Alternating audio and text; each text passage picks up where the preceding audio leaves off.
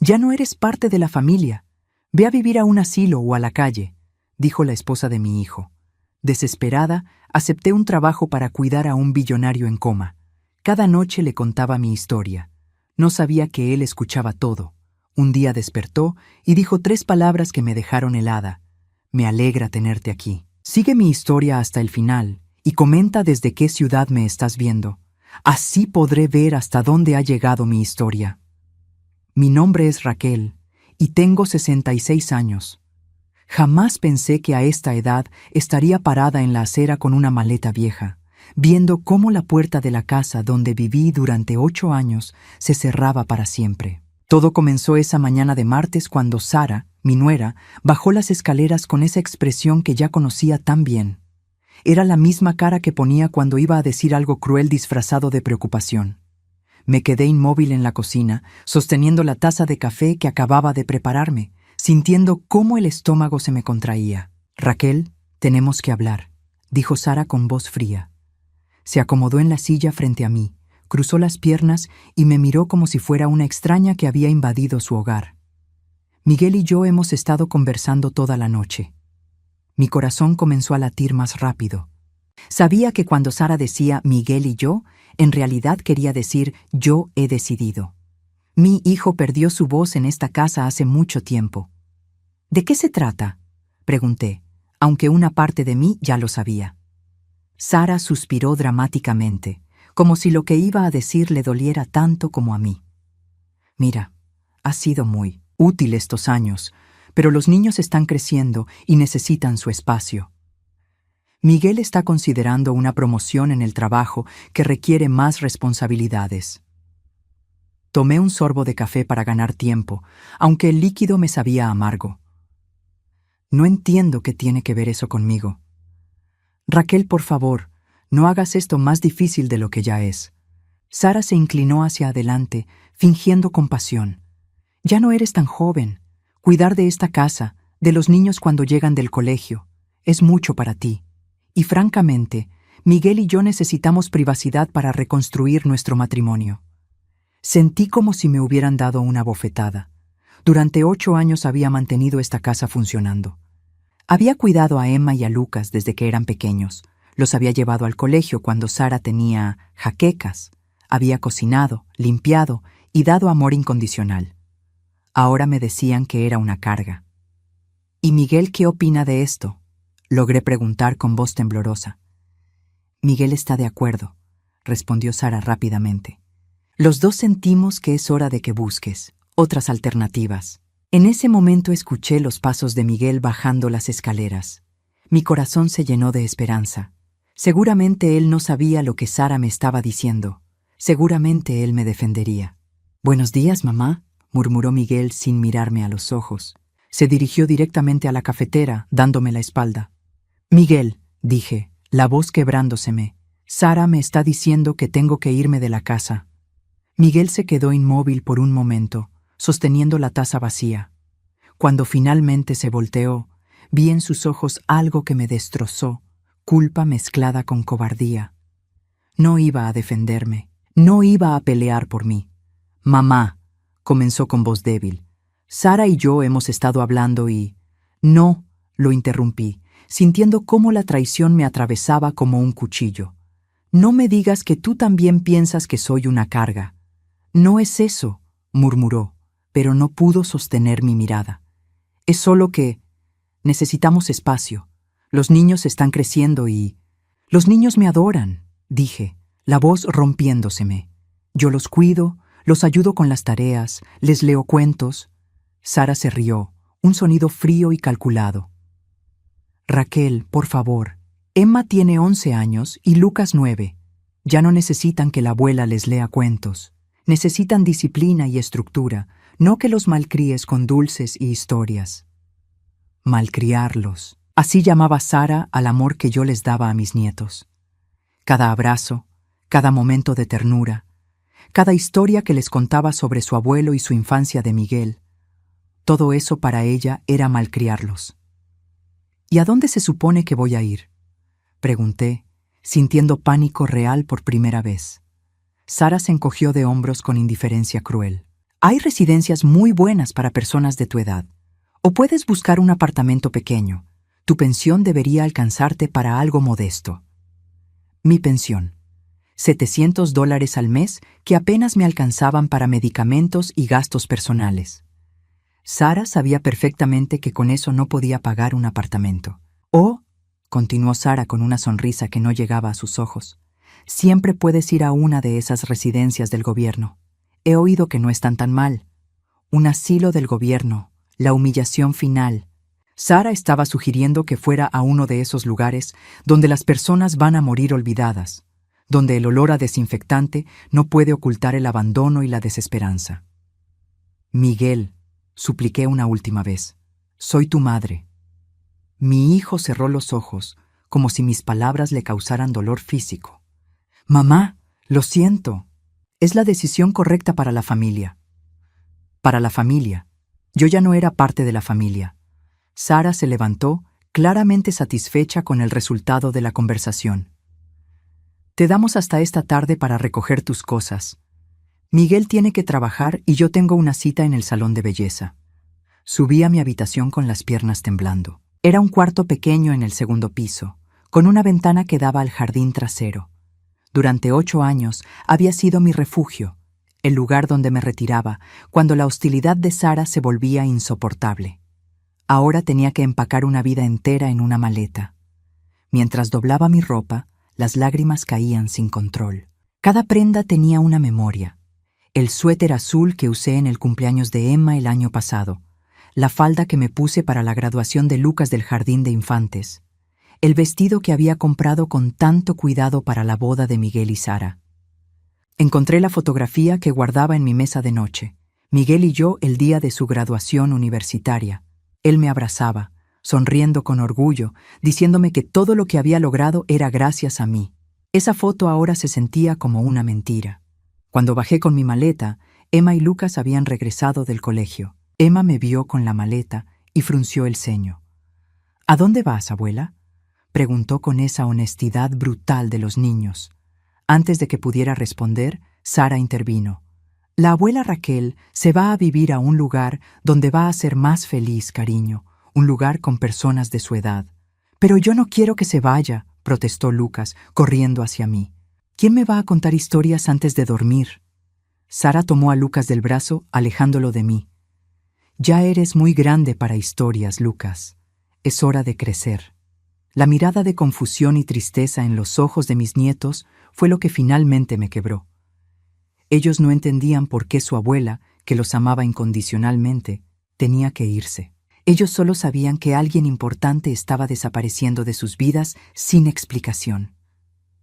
Cuídense mucho, les dije, mi voz apenas un susurro. La abuela los ama más que a nada en el mundo. Miguel apareció en la entrada, incapaz de mirarme directamente. Mamá, ¿puedo llevarte a donde necesites ir? No, respondí con una dignidad que no sabía que aún tenía. Llamaré un taxi. Mientras esperaba en la acera, mi maleta a mis pies, pensé en todos los sacrificios que había hecho por esta familia. Trabajé 2 empleos después de que murió mi esposo para darle a Miguel la educación que merecía. Vendí la casa donde había sido feliz para ayudarle con el enganche de esta casa. Dediqué 8 años de mi vida a cuidar a sus hijos mientras él construía su carrera y Sara jugaba a ser la esposa perfecta. El taxi llegó y el conductor, un hombre mayor con ojos bondadosos, me ayudó con la maleta. ¿A dónde vamos, señora?, preguntó. Me quedé en blanco. No tenía a dónde ir. No tenía familia aparte de Miguel. Mis pocas amigas habían perdido contacto conmigo después de años de dedicarme completamente a la familia de mi hijo. Al centro, dije finalmente. Necesito encontrar un hotel barato por esta noche. Mientras el taxi se alejaba, miré por última vez la casa donde había creído que viviría hasta el final de mis días. Sara estaba en la ventana de la sala, observando mi partida con una sonrisa satisfecha. Miguel no estaba a la vista. No sabía que esa noche, sentada en un hotel barato comiendo un sándwich de máquina expendedora, vería un anuncio en el periódico que cambiaría todo. Un anuncio que me daría no solo un lugar donde vivir, sino algo que había perdido por completo. Un propósito. Desperté en esa cama de hotel barata, sintiéndome como una extraña en mi propia vida. El colchón era duro, las sábanas olían a detergente industrial y el ruido del tráfico se filtraba a través de las ventanas mal selladas. Pero lo peor era el silencio de mi teléfono. Ni Miguel ni Sara habían llamado para preguntar si estaba bien, si había encontrado dónde pasar la noche, si necesitaba algo. Me quedé allí acostada hasta que la realidad me golpeó como una bofetada fría. Tenía que encontrar un lugar permanente donde vivir, y rápido. El hotel me estaba costando $60 la noche, dinero que no podía permitirme gastar por mucho tiempo. Bajé a la recepción y le pedí prestado un periódico al empleado, un joven que me miró con lástima cuando vio mi apariencia demacrada. Me senté en el pequeño lobby, entre el olor a café quemado y el zumbido de la máquina expendedora, para revisar los clasificados. Los apartamentos más baratos costaban por lo menos $800 al mes, sin incluir servicios. Mi pensión de $700 no me alcanzaba ni para eso. Las residencias para adultos mayores, que aceptaban personas con ingresos limitados, tenían listas de espera de meses, algunas hasta de un año. Estaba a punto de cerrar el periódico cuando vi una sección que nunca había revisado antes. Empleos para adultos mayores. La mayoría eran trabajos de medio tiempo en tiendas o como recepcionistas, pero había uno que me llamó la atención. Se busca cuidadora nocturna para paciente en cuidados especializados. Experiencia en enfermería no requerida, solo dedicación y compasión. Incluye alojamiento en las instalaciones. Contactar Clínica Whitmore. Incluye alojamiento. Esas 2 palabras brillaron ante mis ojos como una luz de esperanza. No solo sería un trabajo, sino también un lugar donde vivir. Llamé desde el teléfono público del lobby, mis manos temblando mientras marcaba el número. Una voz profesional pero cálida me atendió. Clínica Whitmore, habla Helen. Buenos días, dije, tratando de sonar más segura de lo que me sentía. Llamo por el anuncio del cuidador nocturno. Ah, perfecto. ¿Tiene experiencia previa en cuidados?, me preguntó Helen. Pensé en todos los años que había cuidado a mi esposo durante su enfermedad, en las noches en vela cuando Miguel era pequeño y tenía fiebre, en todos los momentos en que había sido la cuidadora de mi familia. Sí, he cuidado enfermos antes. Cuidé a mi esposo hasta el final. Excelente. ¿Podría venir esta tarde para una entrevista? Digamos a las 3. Acepté inmediatamente. Usé el resto de la mañana para prepararme lo mejor que pude. Me bañé, me arreglé el cabello y me puse mi vestido más presentable.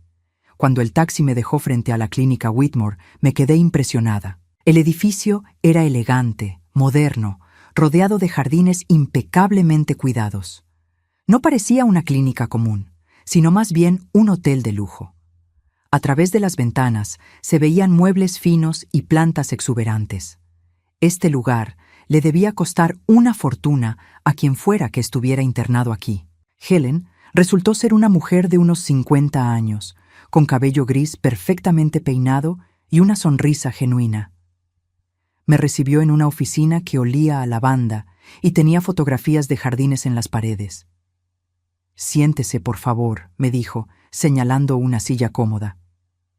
Cuénteme un poco sobre usted. Le conté una versión editada de mi historia, que había estado viviendo con mi hijo, pero que necesitaba independizarme, que tenía experiencia cuidando enfermos y que estaba buscando un trabajo con propósito. No mencioné que me habían echado de mi propia familia como si fuera basura. El paciente es el señor Edmund Whitmore, explicó Helen.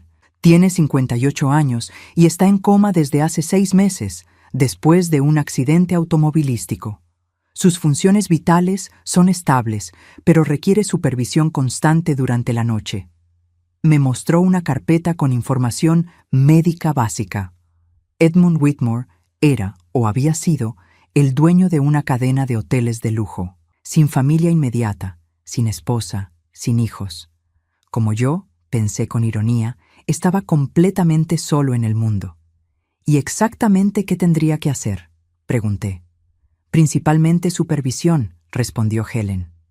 Verificar sus signos vitales cada 2 horas, asegurarse de que los equipos funcionen correctamente, cambiar su posición para evitar úlceras por presión. Tenemos enfermeras registradas durante el día, pero necesitamos alguien responsable para las noches. ¿Y el alojamiento?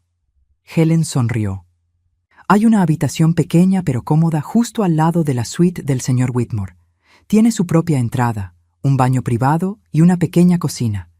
Es perfecta para alguien que necesite un lugar tranquilo donde vivir. Era perfecto, demasiado perfecto. Tenía que haber un problema. ¿Cuál es el salario?, pregunté, preparándome para la decepción. $1,200 al mes, dijo Helen, más el alojamiento gratuito y seguro médico básico. Casi me caigo de la silla. Era más dinero del que había tenido en años, más la seguridad de un techo sobre mi cabeza. Había algo que no me estaba diciendo. ¿Por qué pagan tanto?, pregunté directamente. Helen suspiró, y por primera vez su sonrisa se desvaneció un poco. Para ser honesta, hemos tenido dificultades para encontrar a alguien adecuado.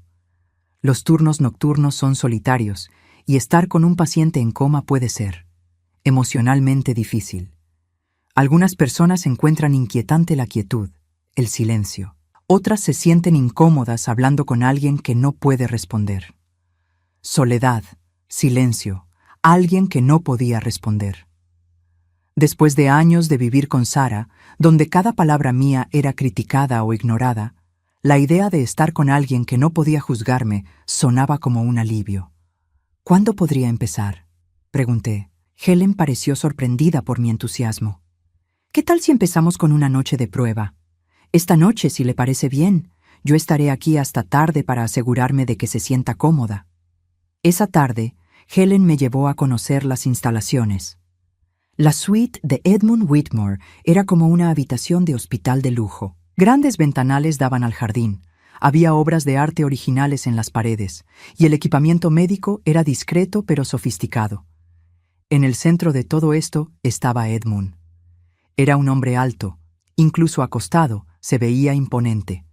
Su cabello castaño tenía canas en las sienes, y a pesar del coma, su rostro mantenía una expresión serena. Las máquinas zumbaban suavemente a su alrededor, monitoreando cada latido de su corazón, cada respiración.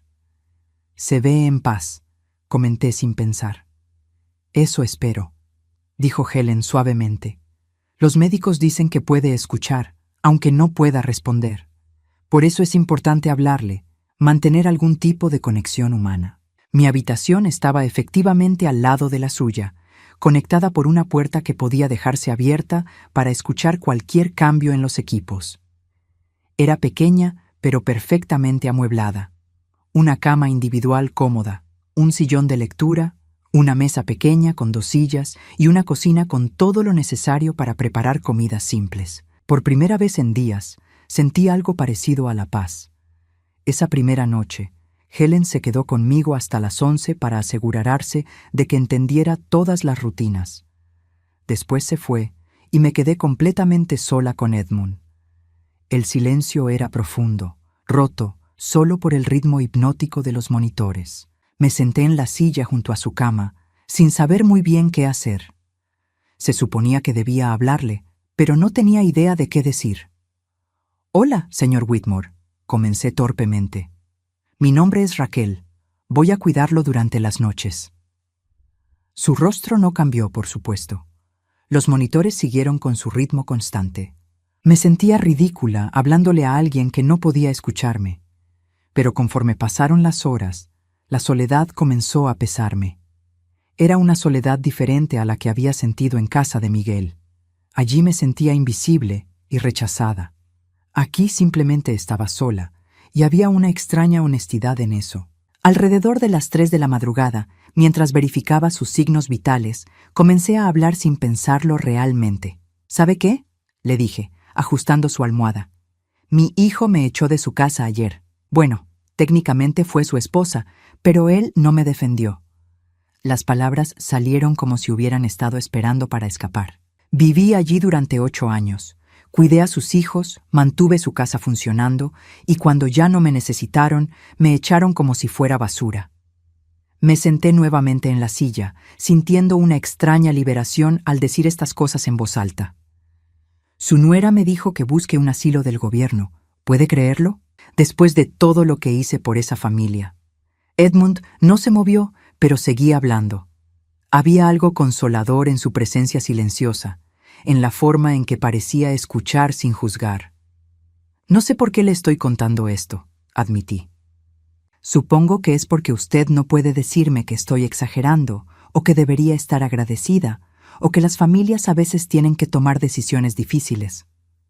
El resto de la noche pasó en una extraña sensación de compañía. No sabía entonces que Edmund podía escuchar cada palabra que decía, que mi voz se había convertido en el único hilo que lo conectaba con el mundo de los vivos.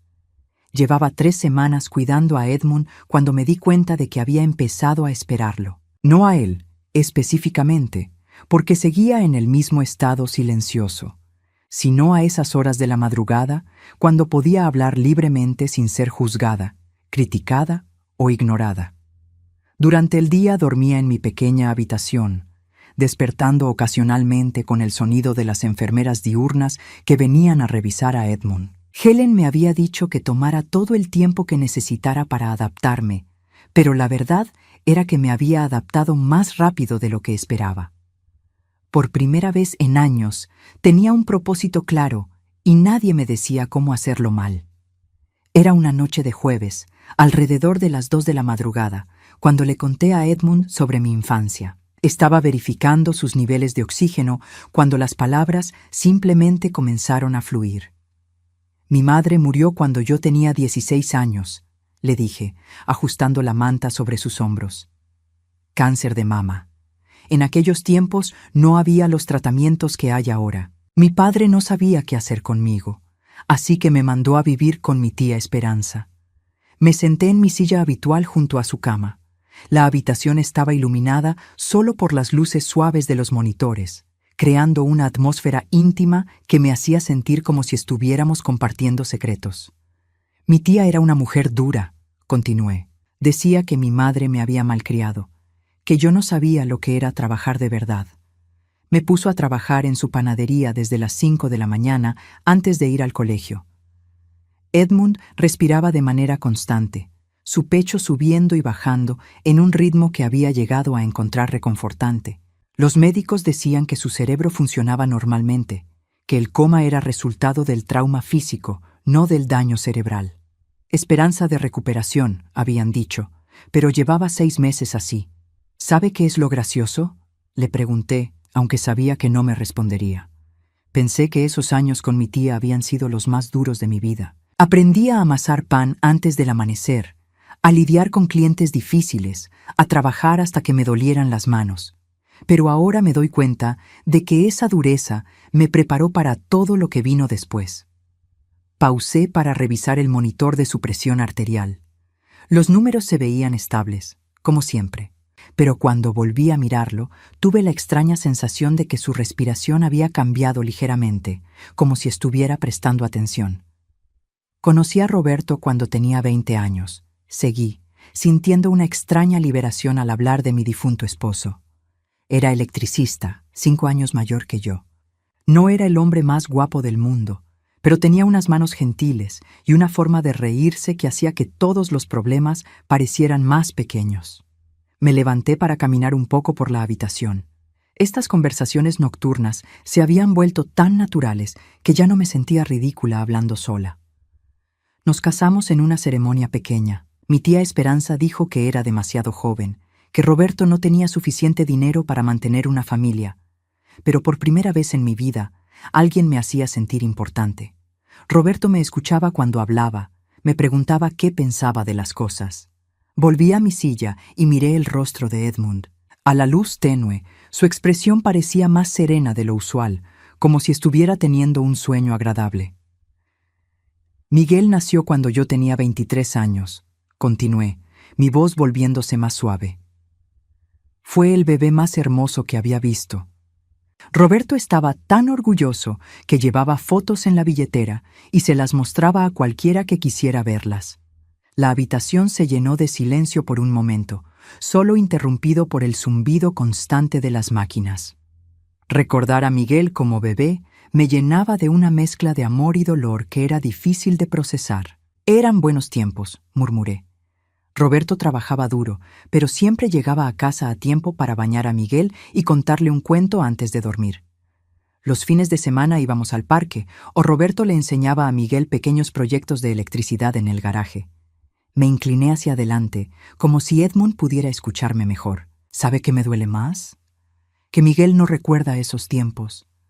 Tenía solo 8 años cuando Roberto murió, y creo que ha borrado esos recuerdos porque duelen demasiado. La muerte de Roberto seguía siendo un tema difícil para mí, incluso después de tantos años. Había sido tan repentina, un ataque al corazón a los 35 años mientras trabajaba en un proyecto eléctrico. Un día estaba allí, riéndose de algo que Miguel había dicho en el desayuno, y al día siguiente había desaparecido para siempre. Después de eso tuve que trabajar 2 empleos, le conté a Edmund. De día era recepcionista en una oficina de contadores y por las noches limpiaba oficinas. Miguel se quedaba con los vecinos o solo en casa haciendo tareas. Me detuve para verificar los tubos de alimentación, una rutina que ya había memorizado perfectamente. Todo estaba como debía estar, pero me tomé mi tiempo para revisar cada detalle. Estos cuidados físicos se habían vuelto una forma de meditación para mí. Creo que ahí comenzó el problema, admití, volviendo a sentarme.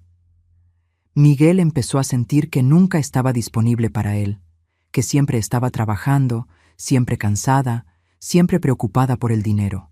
La culpa que había cargado durante años comenzó a derramarse en palabras. Traté de compensar siendo permisiva cuando estaba en casa. Si Miguel quería algo, encontraba la manera de dárselo, aunque eso significara trabajar horas extra o no comprar algo que yo necesitaba. Edmund parecía tan pacífico, tan libre de juicio, que me sentí segura para confesar mis mayores inseguridades como madre. Cuando Miguel se graduó de la preparatoria, quería estudiar ingeniería en la universidad estatal. La matrícula costaba $8,000 al semestre. Yo no tenía ese dinero, pero vendí la casa donde Roberto y yo habíamos sido felices para pagársela. Esa decisión aún me dolía. La casa pequeña con el jardín donde Roberto había enseñado a Miguel a andar en bicicleta, donde habíamos celebrado cumpleaños y navidades, donde cada rincón tenía un recuerdo feliz. Me mudé a un apartamento diminuto y seguí trabajando día y noche para mantenerlo en la universidad. Miguel era un buen estudiante, pero también era joven y quería disfrutar la vida universitaria. Yo le mandaba dinero extra para que no tuviera que trabajar y pudiera concentrarse en sus estudios. Me levanté para abrir ligeramente la ventana. El aire nocturno era fresco y llevaba el aroma del jardín de la clínica. Afuera, la ciudad dormía, pero aquí adentro yo estaba más despierta que nunca. Conoció a Sara en su último año de universidad, continué, sintiendo cómo mi estómago se contraía al mencionar su nombre. Era una chica bonita de una familia con dinero. Miguel estaba deslumbrado por ella, por su mundo de cenas elegantes y vacaciones en lugares exóticos. Volví junto a Edmund y noté que su frecuencia cardíaca había aumentado ligeramente en el monitor. Probablemente era normal, pero me quedé observando los números por un momento. Sara nunca me aceptó, dije finalmente.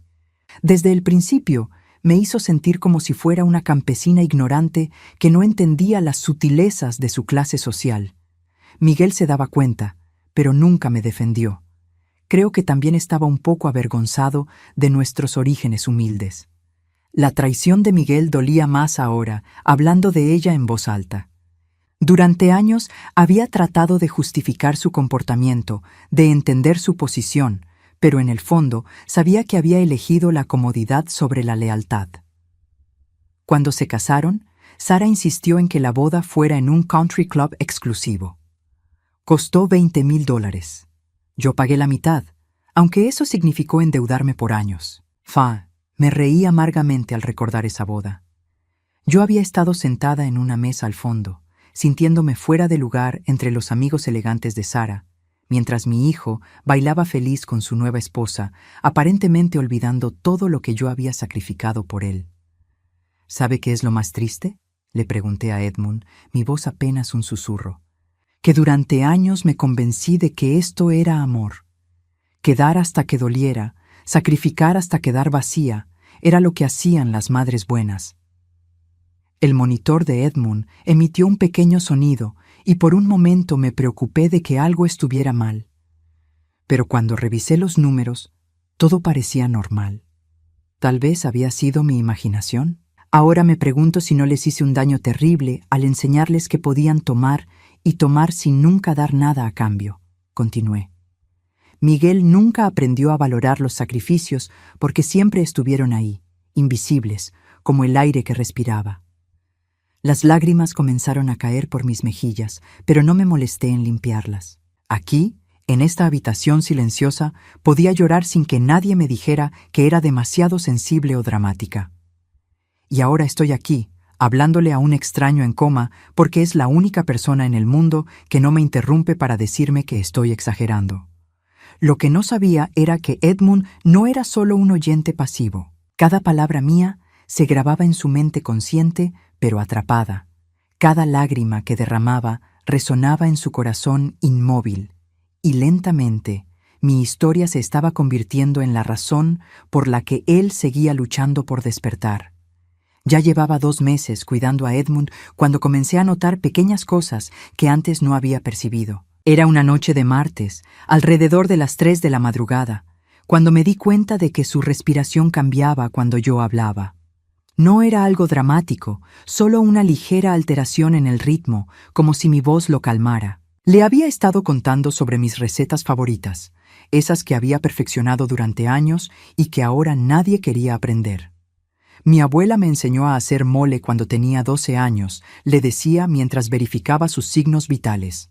Decía que el secreto estaba en tostar cada especia por separado, que había que tener paciencia para que todos los sabores se conocieran bien. Fue entonces cuando noté que su frecuencia cardíaca se había estabilizado en un patrón más tranquilo. Revisé el monitor 2 veces para estar segura. Cuando dejé de hablar, su ritmo cardíaco se aceleró ligeramente, como si estuviera esperando que continuara. «¿Edmund?», susurré, inclinándome hacia él. «¿Puede escucharme?». No hubo respuesta, por supuesto. Su rostro mantenía la misma serenidad de siempre, los ojos cerrados, la expresión peaceful. Pero algo en mi interior me decía que había una conexión que los doctores no habían detectado. A la mañana siguiente, cuando Helen llegó para su turno diurno, le mencioné lo que había observado. «Es interesante», dijo Helen, revisando los registros de la noche. «Los monitores muestran que efectivamente tuvo periodos de mayor estabilidad durante la madrugada, pero los médicos dicen que es normal. Los pacientes en coma pueden tener fluctuaciones en sus signos vitales sin que eso indique conciencia». Helen era una mujer práctica, entrenada para no dejarse llevar por la esperanza sin fundamento. Pero yo había pasado demasiadas noches con Edmund como para ignorar lo que mi instinto me decía. Esa noche decidí probar algo diferente. En lugar de hablar sobre mis memorias, le conté sobre mi día actual. «Fui al supermercado esta tarde», comencé, sentándome en mi silla habitual. Había una señora mayor en la fila del checkout que no podía cargar sus bolsas. El cajero parecía impaciente, como si fuera una molestia. Me detuve para observar el monitor. Su frecuencia cardíaca se mantuvo estable, pero había una calidad diferente en su respiración, como si estuviera prestando atención. Le ayudé con las bolsas y caminamos juntas hasta su auto. Se llamaba Dorothy, tenía 82 años, y me contó que su hija vive en otro estado y solo la visita en Navidad. El ritmo de su respiración se hizo más profundo, más regular. Era como si mis palabras lo consolaran. Me recordó a mí misma en unos años, continué. Sola, luchando con tareas que antes eran simples, siendo vista como una inconveniencia por personas más jóvenes que tienen prisa. Fue entonces cuando noté algo que me hizo contener la respiración.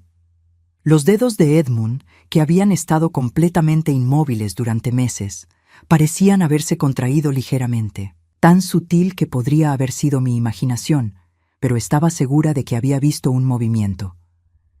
Me acerqué más y tomé su mano. Estaba tibia, suave, como si fuera la mano de alguien que simplemente estuviera durmiendo profundamente. «Edmund», dije suavemente, «si puede escucharme, si está ahí adentro, quiero que sepa que no está solo. Yo estoy aquí, y voy a seguir estando aquí». No pasó nada por varios minutos. Luego, tan suave que casi lo perdí, sentí una ligera presión en mi mano. Un apretón apenas perceptible, pero definitivamente allí. Mi corazón comenzó a latir tan fuerte que pensé que Edmund podría escucharlo. «¿Edmund? ¿Puede escucharme realmente?»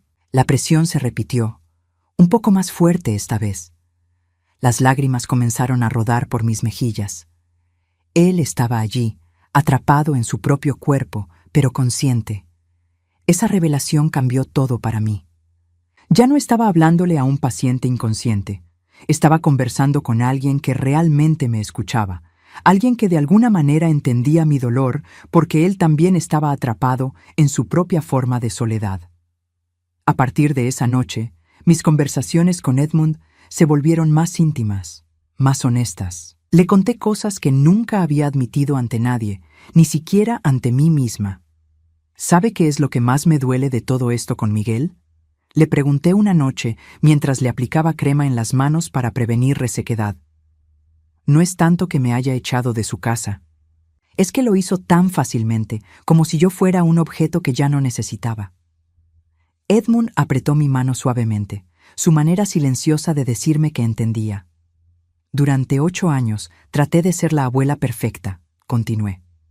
Cocinaba las comidas favoritas de Emma y Lucas, los ayudaba con la tarea, les leía cuentos, pero Sara siempre encontraba maneras de hacerme sentir que lo estaba haciendo mal.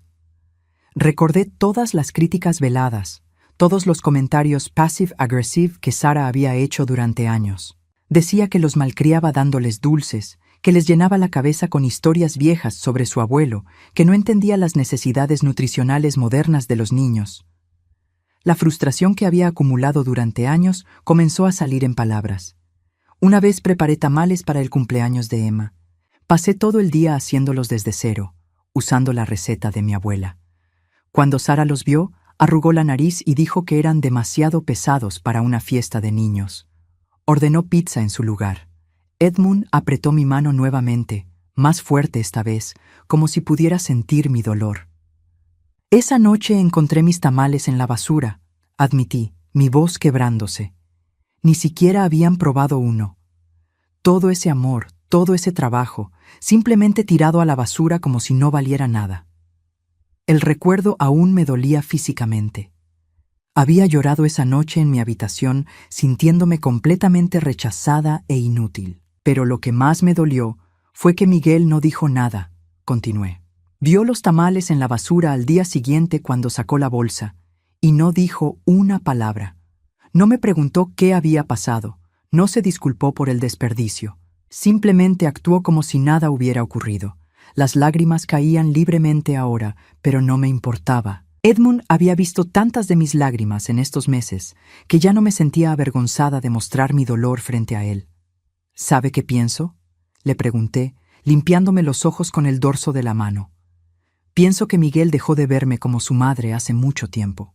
Para él me convertí en una empleada doméstica gratis que vivía en su casa. La revelación dolía, pero también había una extraña liberación en admitirla.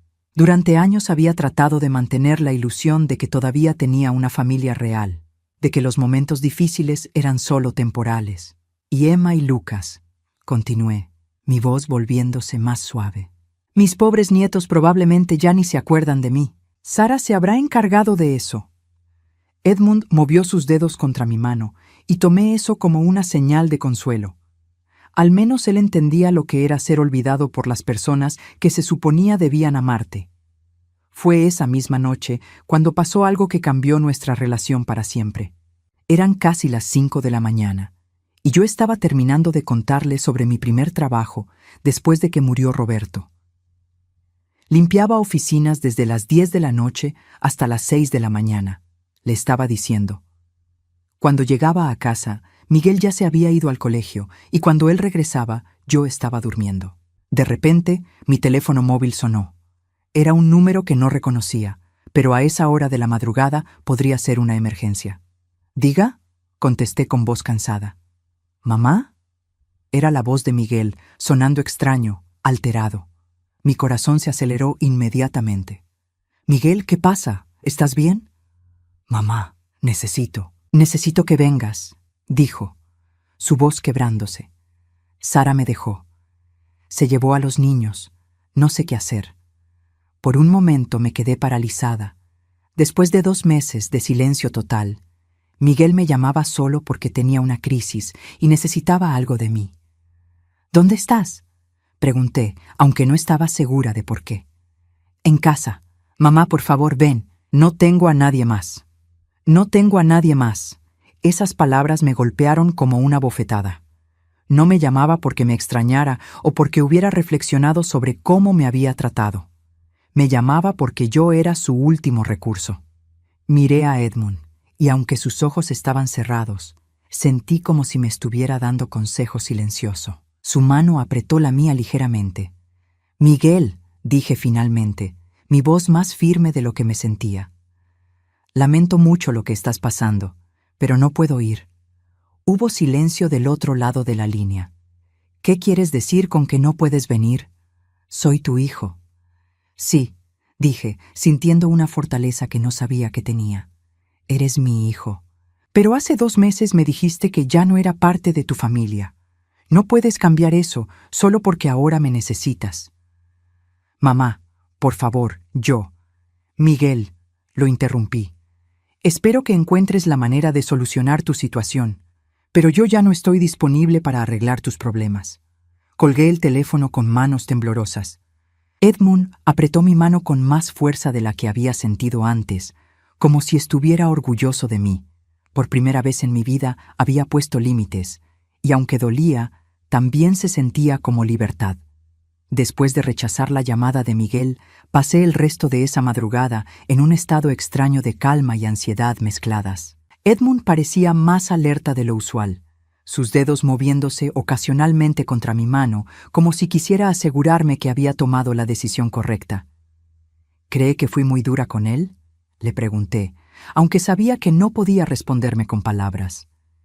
Parte de mí quería correr hacia allá y arreglar todo como siempre he hecho. Edmund apretó mi mano 2 veces, claramente y con intención. Durante estos meses habíamos desarrollado un pequeño código.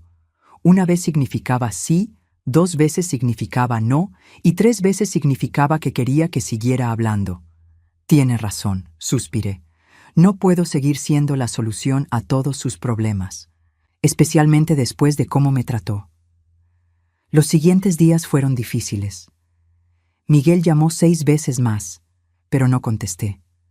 Dejó mensajes de voz que iban desde súplicas desesperadas hasta amenazas veladas de que me arrepentiría de abandonarlo en su momento más difícil. La ironía no se me escapaba. Él me había abandonado cuando yo lo necesitaba, pero esperaba que yo corriera a salvarlo cuando su mundo se desmoronaba. Era mi 3er mes cuidando a Edmund cuando las cosas comenzaron a cambiar de manera más obvia. Primero fueron movimientos más frecuentes en sus dedos, luego ocasionales contracciones en los músculos faciales. Los médicos se mostraban cautelosamente optimistas, pero yo sabía que algo más profundo estaba ocurriendo. «Buenos días, Edmund», le dije una mañana mientras ajustaba sus almohadas. «¿Sabía que hoy hace exactamente 3 meses que nos conocimos?». Sus párpados temblaron ligeramente, algo que nunca había visto antes. Mi corazón se aceleró. «Edmund, ¿puede intentar abrir los ojos?». Por un momento no pasó nada.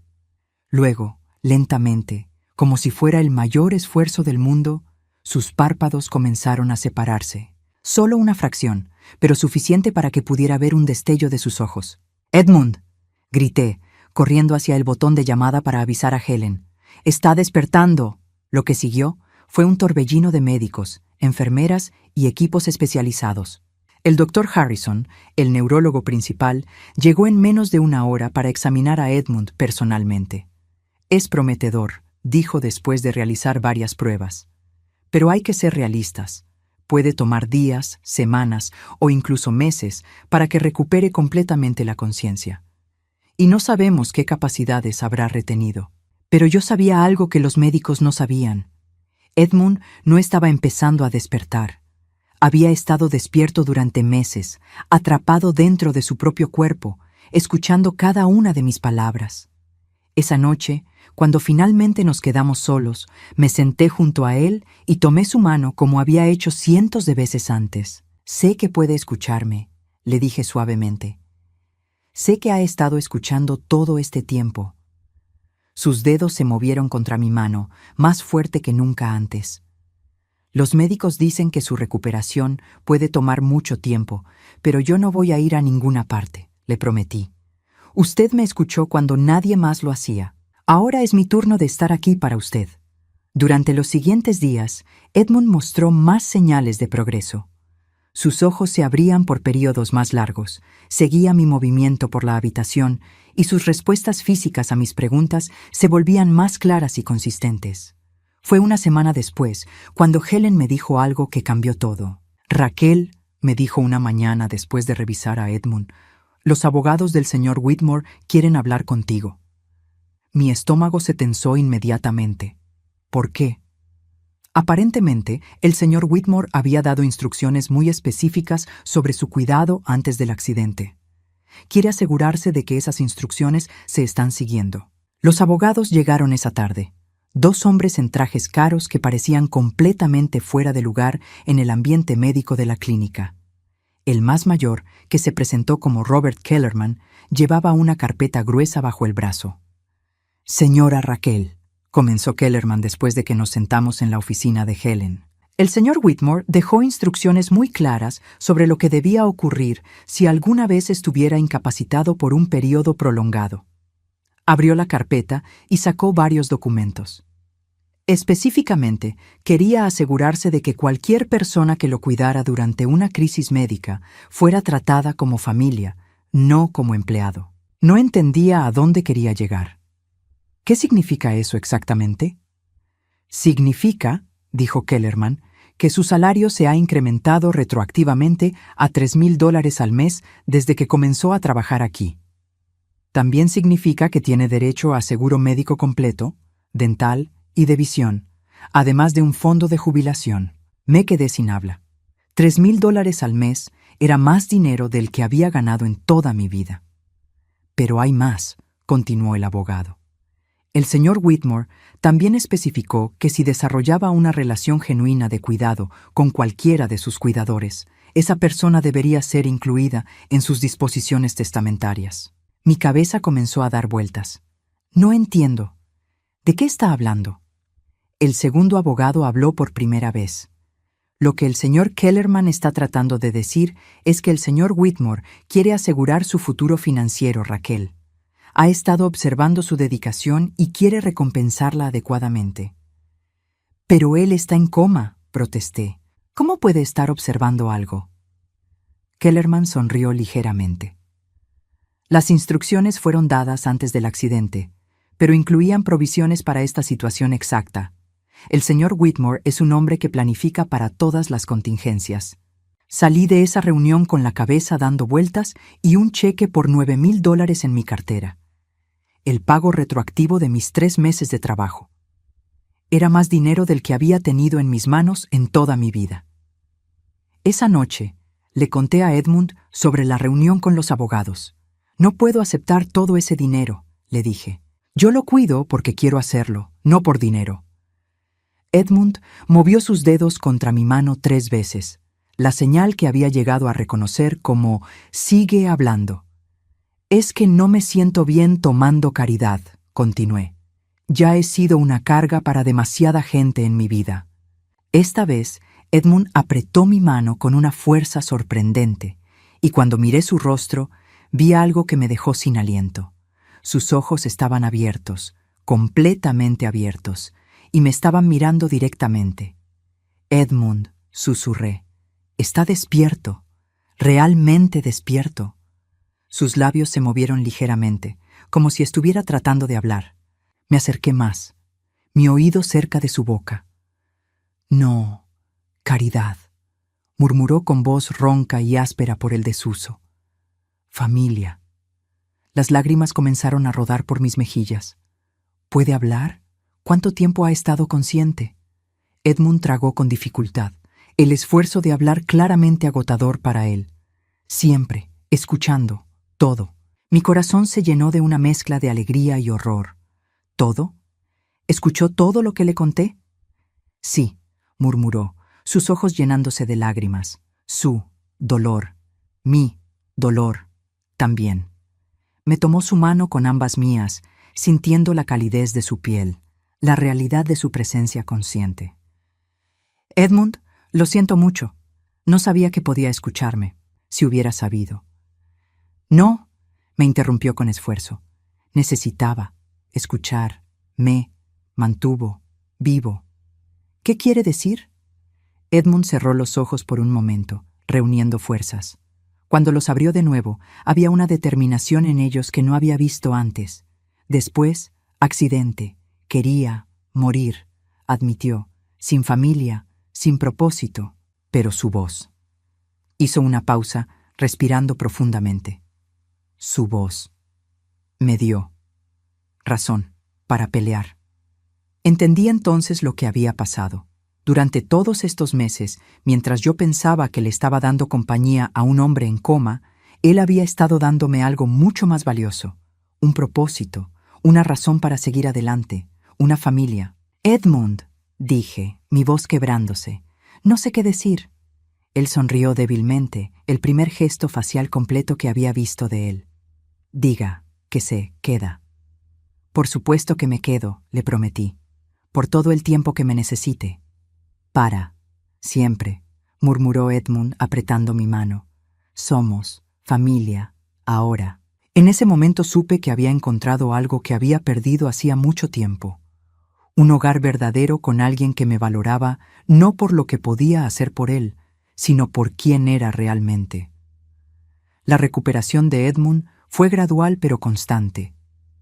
Los médicos estaban asombrados por la rapidez con la que recuperaba el habla y el movimiento, pero yo sabía el secreto. Él había estado luchando por despertar durante meses, motivado por nuestras conversaciones nocturnas. Una semana después de que comenzara a hablar, Edmund pudo sentarse en la cama por períodos cortos. 2 semanas después, estaba tomando alimentos sólidos. El doctor Harrison decía que nunca había visto una recuperación tan completa después de un coma tan prolongado. Es como si hubiera estado entrenando mentalmente todo este tiempo, me dijo el doctor una tarde.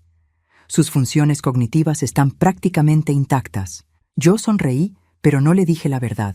Que Edmund había estado entrenando, escuchando mis historias, manteniéndose mentalmente activo a través de mi voz.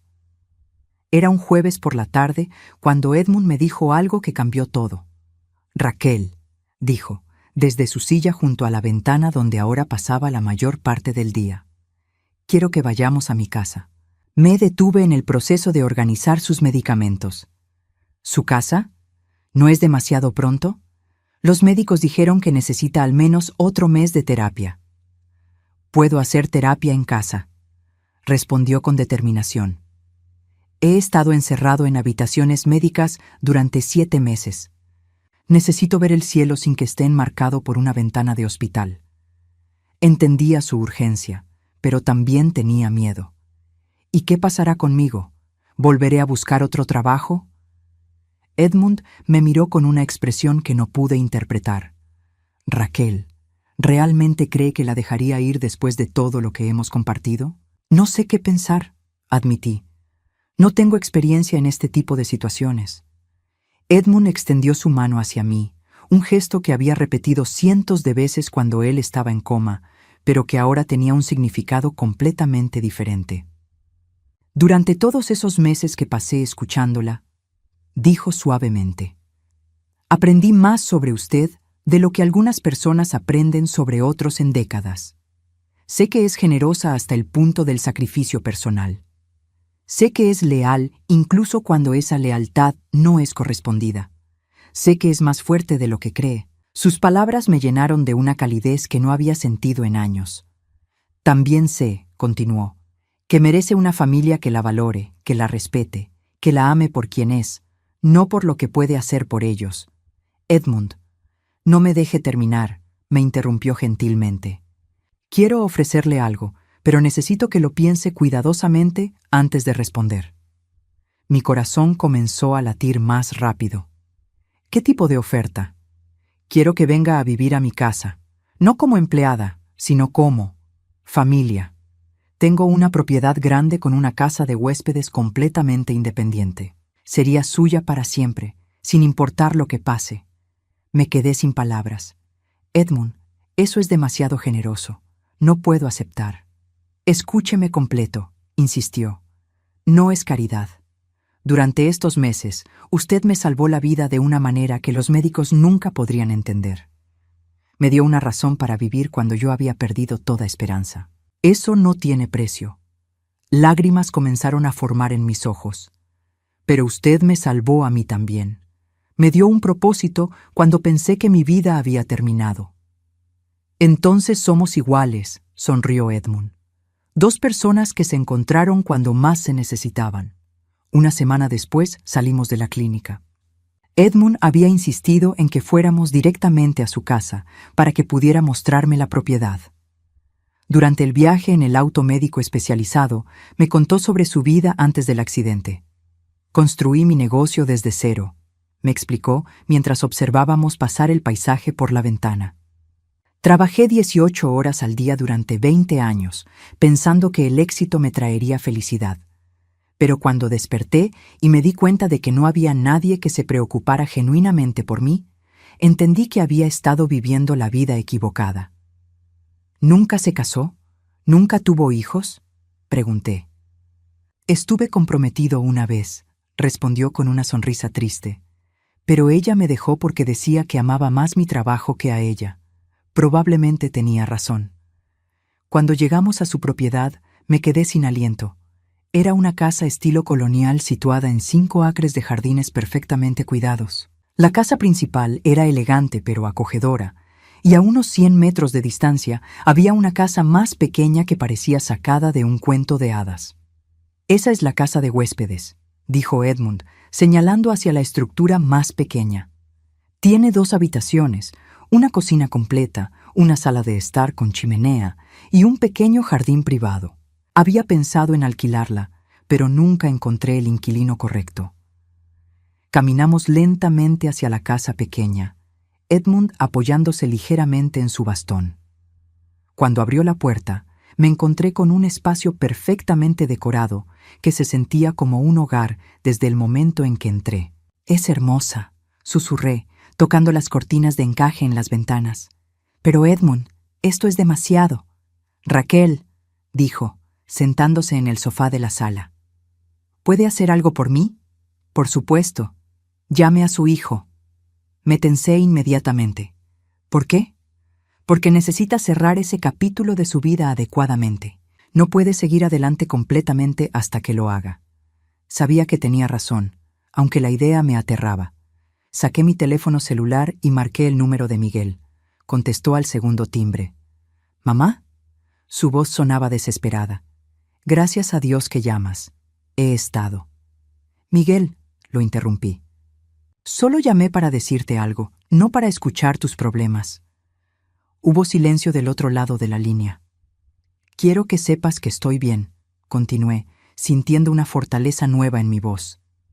«Tengo un hogar, tengo propósito y tengo gente que me valora». «Mamá, por favor», Sara volvió, pero dice que solo si tú no. «Miguel», lo volví a interrumpir. «No me interesa lo que Sara dice o no dice. Ya no formo parte de sus vidas, ¿recuerdas? Esa fue su decisión». «Pero mamá, yo nunca quise». «Sí querías», dije firmemente. «Tuviste la oportunidad de defenderme y elegiste no hacerlo. Tuviste la oportunidad de valorar todo lo que sacrifiqué por ti y elegiste ignorarlo». Edmund me tomó la mano para darme apoyo. «Espero que encuentres la felicidad, Miguel», continué. «Espero que algún día entiendas lo que realmente significa la familia. Pero ya no es mi responsabilidad enseñártelo. Mamá, no puedes hablar en serio. Soy tu único hijo». «Sí», dije, sintiendo lágrimas en mis ojos, pero también una paz profunda. «Eras mi único hijo. Pero ahora tengo una familia que me eligió, no porque me necesitara, sino porque me ama». Colgué el teléfono y lo apagué completamente. Edmund me abrazó mientras lloré, no de tristeza, sino de alivio. ¿Se siente libre?, me preguntó después de que mis lágrimas se calmaron. Sí, respondí honestamente. Por primera vez en décadas me siento completamente libre. Los meses siguientes fueron los más felices de mi vida.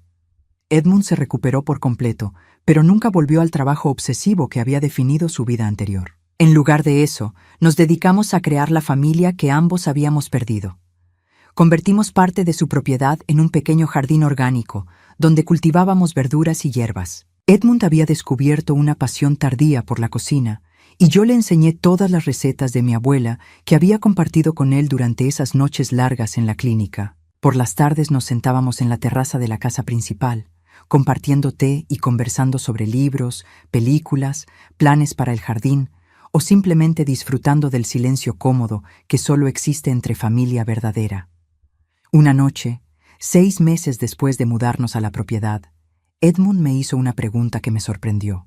«Raquel, ¿alguna vez se arrepiente de haber rechazado las llamadas de Miguel?» Pensé cuidadosamente antes de responder.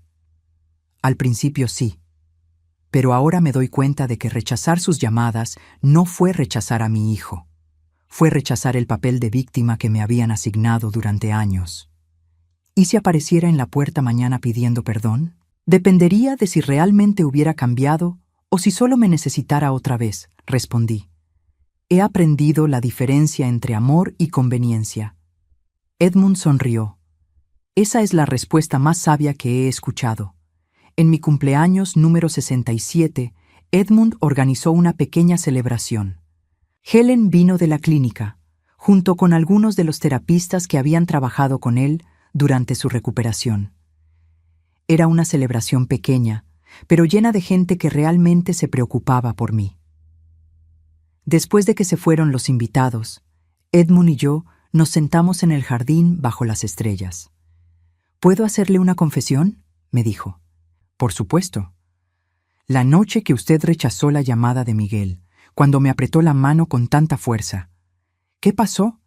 Fue la primera vez desde el accidente que sentí que tenía algo por lo que luchar. No solo mi propia recuperación, sino alguien que necesitaba ver que era posible elegir el amor propio sobre el sacrificio destructivo. Sus palabras me llenaron de una calidez que llegó hasta los huesos. Edmund, dije suavemente, ¿se acuerda de las primeras palabras que me dijo cuando despertó completamente? Te escuché, respondió inmediatamente. Esas 3 palabras cambiaron mi vida. Durante décadas nadie realmente me había escuchado. Todos querían algo de mí, pero nadie quería conocerme realmente. Y ahora, dijo Edmund tomando mi mano, tenemos el resto de nuestras vidas para escucharnos mutuamente. Miré hacia la casa de huéspedes, que ahora era verdaderamente mi hogar, luego hacia la casa principal donde vivía mi familia elegida, y finalmente hacia las estrellas que brillaban sobre nosotros. A los 67 años, había aprendido que la familia real no se define por la sangre, sino por la elección mutua de amarse y valorarse. Miguel me había enseñado lo que no era el amor. Edmund me había mostrado lo que sí era. Y por primera vez en mi vida, sabía con certeza absoluta que era amada no por lo que podía dar, sino por quien era.